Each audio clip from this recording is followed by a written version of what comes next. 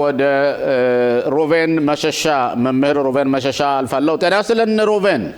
ጤና ይስጥልን ሽሎም፣ እንዴት ዋላችሁ? እንደምን አለ? ደህና ነህ ወይ? ደህና ነኝ። መልካም። እንደ ሁሌውም ፈቃደኛ ሆነህ ወደዚህ በመምጣትህና ትንተና ስለ ሰሜኑ አካባቢ ለመስጠት ፈቃደኛ ስለሆንክ እያመሰገንኩ አሁን ቀጥታ ወደ ቅሪያት ሽሞና ጉዳይ ላይ ነው። አቶ ሮቬን፣ ኦኬ። ቅሪያት ሽሞና ጦርነት አልፎባት ሰው ተሰዶ አልተመለሰም። በትላንትናው ዕለት በተለይ ከተማይቱ ከንቲባ ክነሴት ውስጥ የክነሴት አባሎችን እየዞረ እየለመነ ባካችሁ እርዱኝ እያለ ሲለምን ሆኗልና እንዴት ነው የቅሪያት ሽሞና ሁኔታ? ይኸውልህ ሾሞ፣ አንደኛ የኢኮኖሚያዊ ቀውስ በሰሜኑ በኩል ብንመለከት በጦርነቱ ምክንያት የሰሜን ነዋሪዎች ተፈናቃዮችም ሆነ ያልተፈናቀሉት ኢኮኖሚያዊ ሁኔታቸው ተባብሷል ከጊዜ ወደ ጊዜ።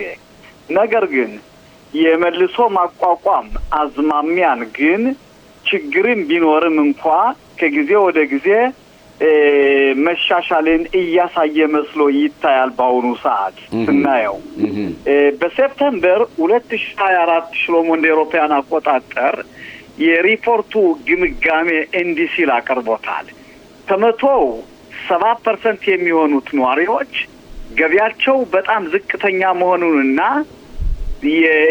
32% የሚሆኑት ደግሞ ስራ አጥ እንደሆኑና እንደሆኑ የስታቲስቲካ ግምገማ በደንብ አቅርቦታል። ጥር 2025 በተደረገው ጥናት ደግሞ 49% ያህሉ ገቢያቸው ከጦርነቱ በፊት ከነበረው ጋር ደረጃ ጋር ሲነጻጸር እጅግ በጣም ዝቅተኛ መሆኑን በስታቲስቲካው ግምገማ መሰረት አቅርቦታል። 44% ከጦርነቱ በኋላ ደግሞ ወደ ኦቨርድራፍት ለምንጠራው ወይንም ደግሞ ከገቢያቸው በላይ ገንዘብ እየሳቡ እዳ እንደገቡ እንዲህም የስታቲስቲካ ግምገማ አቅርቦታል። ይሄንን ይመስላል። ለምሳሌ እንደ አውሮፓውያን አቆጣጠር ግንቦት 22 ቀን 2024 የተስፋና የደስታ ቀን የቅሪያት ሽሞና አስተዳደር በዚህ አይነት ሁኔታ ነው የሚገኘው። ሽሎሞ ሮቤን፣ እንደሚታወሰው በእውነት እኔ አንድ ማስታውሰው የቅሪያት ሽሞና የከተማ ከንቲባ ነበር። በጣም ዝነኛ የሆነ ፕሮስፐር አዝራን የሚባል ማለት ነው። ከሱ ለምሳሌ በተለይ ያቺ ከተማ የምታወቀው የቀይ ክንፍ ፓርቲዎችን በተለይ የሊኩድ መራጮች ከተማ በጣም የታወቀች ናትና ያቺ ከተማ ደግሞ ለዛ አካባቢ መሰረታዊ የገበያ መገበያያ ከተማ ናት። በዛው ቂቡጾች አሉ፣ ሞሻቦች አሉ፣ በአጠቃላይ የደንበሩን በሙሉ እና የጸጥታ አካላትም ያቺ ከተማ የዚህ አካባቢ ዋና ከተማ ናት ማለት ይቻላል። እና አሁን ግን እቺን ከተማ አጣናት ማለት ነው አቶ ሩቤል? አላጣናትም። ይኸውልህን አላጣናትም። ብዙ የሚያስደስቱ ነገሮችም አሉ፣ መርሳት የለብንም። እንደ አውሮፓውያን አቆጣጠር ግንቦት 22 ቀን 2024 የተስፋና እንግዲህ አላጣናት ተስፋ መሆን አለበት የተስፋና የደስታ ቀን የቅሪያት ሽሞና አስደሳች ስነ ስርዓቶች እንደተካሄደ ቀደም በ2024 እናውቃለን። እንደምናስታውሰው በአንድ አመት ውስጥ ይሄ ነገር ተራኮተ ማለት አጣናት ማለት አይደለም። የገንዘብ ሚኒስቴር የነበሩት በ2024 ዮአፍ ኪሽ ትዝ የሚል እንደሆነ በ2024 የኮሌጁ አስተዳደርና ሌሎችም ከፍተኛ ባለስልጣናት በተገኙበት በዚህ ዝግጅት የገሊላ ቅሪያት ሽሞና ዩኒቨርሲቲ መቋቋሙን ሁላችን እናውቃለን። እና ስለዚህ ቅሪያት ሽሞና የቀደም ብለን እንደጠቀስካቸው አንዳንድ ቅሪያት ሽሞና በአካባቢያቸው ዋና ከተማ ወይም ደግሞ የአካባቢው ምሳሌ የሆነች ቦታ ናት። ስለዚህም ነው ቅሪያት ሽሞና ዩኒቨርሲቲ የተቋቋመባትና የተለያዩ ተመራማሪዎችም የዶክተራትም ሆነ የተለያዩ ባለሙያዎች እየሄዱ የሚማሩበት ከተማ ናት። እና ስለዚህ ከዚህ ላይ ጠንቀቅ ማለት ያለብን ምንድነው? ቅሪያት ሽሞናን አላጣናትም። ነገር ግን መንግስት እጁነን በመስደድ መንግስት ገንዘብ በመስጠት ልክ ከንቲባው እንደተናገሩታይ በከፍተኛ ጥረት የመንግስት ሰራተኛ የሆኑ ባለሙያ የሆኑ በሙሉ ርብርብ አድርጎ ቅሪያት ሽሞናን በስነ ስርዓት ማስፋፋትና በጥሩ ደረጃ እንዲደርስ ማድረግ ይቻላል። ተስፋ መቁረጥ አያስፈልግም። ሽሎሞ በነገራችን ላይ ለምን ነው የቅሪያት ሽሞና ነዋሪዎች ያልተመለሱና ለምን ነው ያልተመቻቸው? ለምን ነው አመኔታ የሌላቸው? ለምሳሌ ከደንበር ላይ በጣም ቅርብ የሆኑ ሞሻቪም የሹቪም የሚባሉት ሰፈራዎች ግን ሰዎች ሙሉ በሙሉ ተመልሰዋል እና እንደውም ከደንበሩ አጠገብ የነበሩት ሁሉ ሲመለሱ የከተማ ነዋሪዎቹ የቅሪያት ሽሞና ሙሉ በሙሉ ያልተመለሱበት ዋናው ምክንያት ምንድን ነው? ዋናው ምክንያት ይኸውልን መሆን አለ መመለሳቸውን ማየት አይደለም ያለብን። ሰው በሚመለስበት ጊዜ ቦታ በሚመሰርትበት ጊዜ ቦታውን በሚያቋቁምበት ጊዜ ዝም ብሎ ሳይሆን ስራና ቤተሰብ ክንን በስነ ስርዓት የምታስተዳድርበትን የስራ ቦታ መመስረት ያስፈልጋል። በአሁኑ ሰዓት ማየት ያለብን ምንድነው ሽሎሞ ሰዎች መመለሳቸውን ሳይሆን የተመለሱት ሰዎች ስራ ሰርተው በየወሩ ገንዘብ አግኝተው ደሞዝ እየተቀበሉ ልጆቻቸውን ማስተዳደር መቻል ማወቅ አለባቸው። ይሄ ነገር የለም። መመለሳቸውን ሳይሆን የስራ ቦታ የለም። የስራ ቦታ የነበሩት በሙሉ ተንኮታኩተዋል። እነዚህን ስራ ቦታዎች በስነ ስርዓት በማቋቋም መንግስት ርብርብ አድርጎ የስራ ቦታ መፍጠር የመንግስት ከፍተኛ ኃላፊነት አለበት። የስራ ችግር የስራ አጥ ሁኔታ ግና በአሁኑ ሰዓት በቅሪያት ሽሞና ጠቅላላ በአካባቢዋ በከፍተኛ የተራኮተና ብዙዎችም እየመጡ ወደ ካይፋና ወደ መሀል ሀገር ስራ እየፈለጉ ለቤተሰቦቻቸውን ለማስተዳደር የሚያደርጉት ሁኔታ ነው ያለው አሁንና የስራ ሁኔታ ተንኮታኩቷል።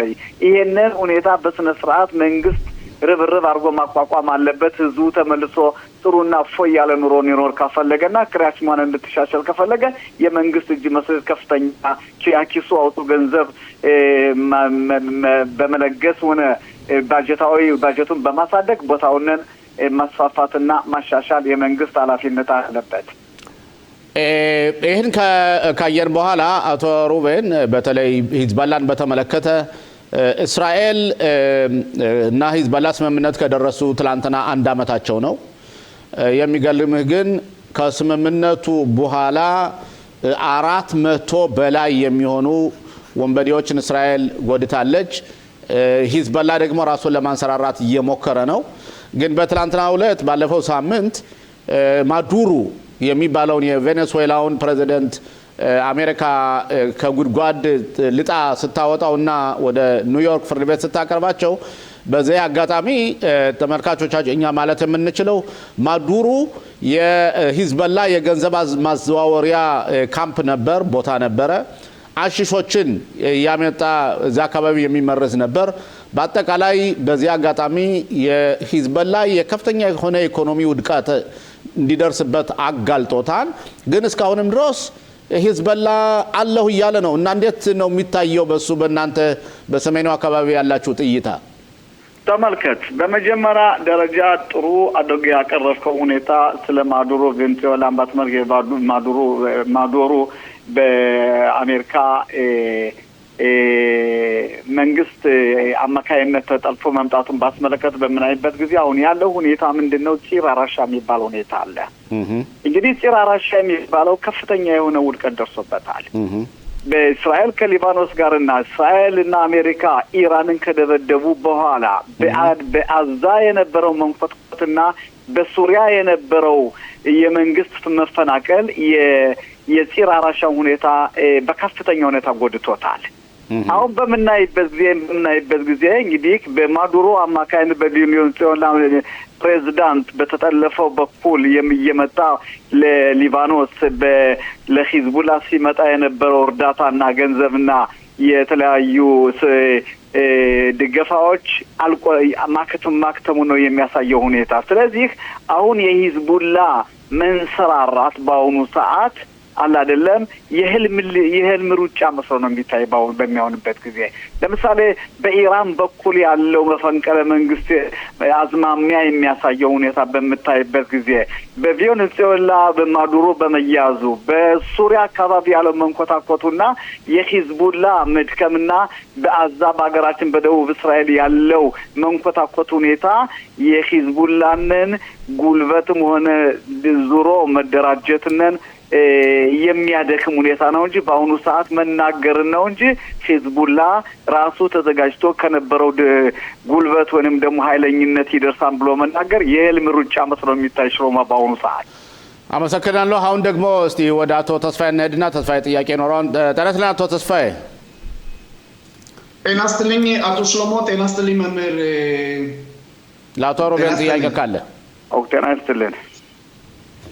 እኔ የኔው ጥያቄ እንግዲህ በአሁን ሰዓት በእውነት የሰሜኑ ክፍል የጸጥታ ሁኔታ ያለ መረጋጋት መስሎ ይታያል። እንደውም በኪሪያት ሽሞና በተለያዩ በኩል ያለው እንግዲህ በንቃት ተዘጋጅተው እንዲጠብቁ የሚል ሁኔታዎች አሉ።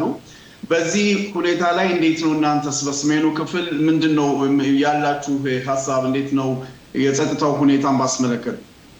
ይኸውልህ አንዳንዴ እንዴት መሰለህ የሚሉት አለ በአብ የፈራ በልጥ ይሸሻል የሚባል ሁኔታ አለ። ጠቅላላ በአካባቢያችን በዚህ በሰሜኑ በኩል በምናይበት ጊዜ ብዙ ችግሮችን አሳልፈናል። ለምሳሌ በዚህ በሊባኖስ የነበረው ጦርነት ያለው ሁኔታ ያለው መዘጋጀት የከተማው ሁኔታ የነበረውና መዘጋጀት በሙሉ ሁሉም በዝግጁ ላይ ነው ያለው። በአሁኑ ሰዓት በምናይበት ጊዜ ቀደም የነበረው ፍራቻና ቀደም የነበረው ስጋት የተነሳ በአሁኑ ሰዓት ሁላችንም ዝግጁ ነው ያለ። ነገር ግን በሊባኖስ በኩል ያለው ሁኔታ ካሁን ቀደም እንደነበረው ጦርነት ይፈነዳል የሚለውና እንደገና ቀደም ብለን ከነበርንበት እንመለሳለን ችግር እንመለሰባለን የሚሉ አዝማሚያዎች አሉ። በዚህ ሁኔታ ፍራቻ ያላቸውም አሉ።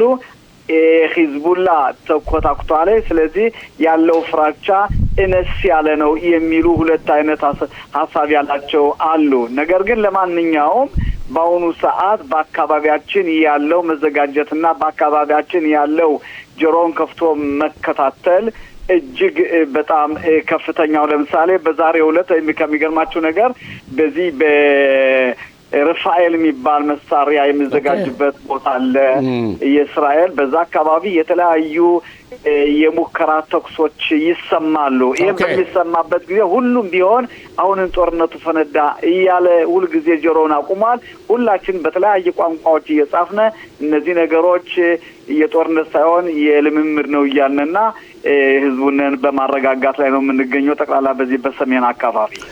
ኦኬ መምህር ሮቤል በጣም እናመሰግናለን። ጊዜያችን እያቋረጠን ነው። በእርግጥ እንደ ሁሌውም አብረን አንተ ጋር ስናወራ ደስ እያለን ነው እና መልካም ቆይታ። በመጣው ጊዜ እስከምንገናኝ ድረስ ደህና ሁንልኝ። ጤና ይስጥልኝ። አመሰግናለሁ።